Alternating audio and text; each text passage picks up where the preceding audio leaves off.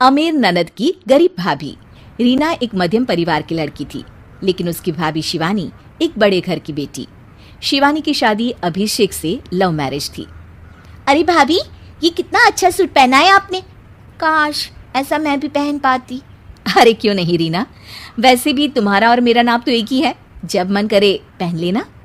भाभी, आपको आपके पापा ने कितने अच्छे कपड़े गहने दिए हैं। मैं उनकी इकलौती बेटी जो हूँ। बेटी तो मैं भी इकलौती हूँ, लेकिन क्या करे, पापा है नहीं, पता नहीं कैसे होगी मेरी शादी। तभी वहाँ शिवानी की सास आ जाती है। अरे क्यों नहीं करेगा भाई तेरी शादी धूमधाम से, आखिर जिम्मेदारी है तो उसकी।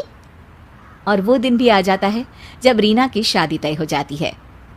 अभिषेक, क्या हुआ? आप इतने परेशान तो कभी नहीं दिखे, कोई बात है तो बताइए मुझे।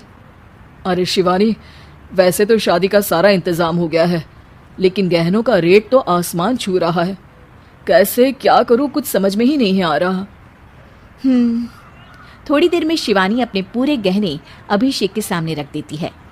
ये लीजिए, गहनों का इंतजाम भी हो गया।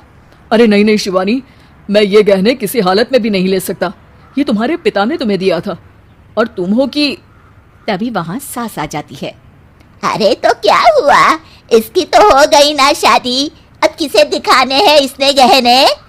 सास गहनों का डिब्बा शिवानी के हाथ से लेकर वहां से चली जाती है। रीना की शादी धूमधाम से होती है और अब वो बड़े घर की बहू बन जाती है। वहीं रीना की शादी के बाद शिवानी और अभिषेक उसकी शादी के कर्जों से डूब जाते हैं।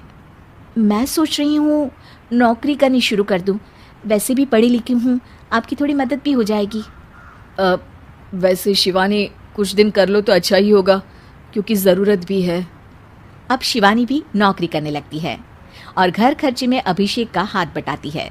एक दिन शिवानी, रीना का फोन आया था, कह रही थी कि आने वाले त्योहार में उसके ससुराल जाना है। ठीक है माँ। अरे ठीक तो है, लेकिन एक काम कर लेना, उसके सास ससुर से लेकर पूरे खानदान के कपड़े मिठाइयाँ सब ले आना, और हो सके तो रीना के लिए छोटे से कान में पहनने के बूंदे भी। और क्या है ना, शादी में उसे सारी बड़ी बड़ी कान की ज्वेलरी दी थी, घर में पहनने के लिए तो उसके पास कुछ भी नहीं है। शिवानी सोच में पड़ जाती है कि वो क्या करे, क्योंकि कर्जों और घर के खर्चों के बाद तो पैसे बचते ही नहीं थे। शिवानी फिर अपने पिता को फोन करती है और उनसे पैसे मांगती है। देखो शिवानी, मैंने तुम्हें शादी के वक्त ही मना किया था कि ऐसे घर में शादी करनी ही नहीं चाहिए। अरे अभिषेक को शर्म आनी चाहिए जो ससुराल से पैसे मंगवा रहा है। शिवानी को पिता की बात पर गुस्सा आ जाता है। आप मेरे पिताजी हैं और मैं परेशान थी, इसलिए आपसे मदद की उम्मीद की। पापा, अभिषेक को तो पता भी नहीं है कि मैंने आपसे पैसे मांगे हैं।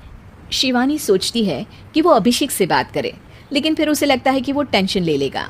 तभी शिवानी की नज़र हाथ के कंगन पर पड़ती है। सीधे बाजार जाती है और उसे बेचकर ननद के घर ले जाने का सारा सामान लेकर आती है और सास के सामने रख देती है। हाँ ठीक है, लेकिन फल थोड़े और अच्छी क्वालिटी के होने चाहिए थे। शिवानी कुछ नहीं कहती, वहां से चली जाती है। एक दिन शिवानी, रीना का फोन आया था, बहुत रो रही थी। क्यों माँ, क्या हुआ? सब ठीक तो है ना उसके ससुराल में? अरे तूने तो उसकी नाक ही कटवा दी। अब मैंने क्या कर दिया माँ? कह रही थी कि बड़े घर की बहू है भाभी, जो कपड़े दिए वो ब्रांडेड भी नहीं थे। तू तो जानती है ना उन लोगों का पहनावा कितना अच्छा है। तू तो मेरी बेटी का भला कभी सोचती नहीं। हाय भगवान, अरे बड़े घर की बहू है, इसी बात की जलन है ना तुझे, लेकिन याद रख मेरी बेटी का सोचने के लिए भगवान है, तुम लोग कभी उसका बुरा नहीं कर पाओगे। अब शिवानी के मन में सवाल था कि क्या ईश्वर सिर्फ रीना के साथ है, उसके साथ नहीं? लेकिन उसे सुकून था कि वो अभिषेक के साथ उसकी जिम्मेदारियों को निभाने में बराबरी की हकदार है। शिवानी वहां से चली जाती है।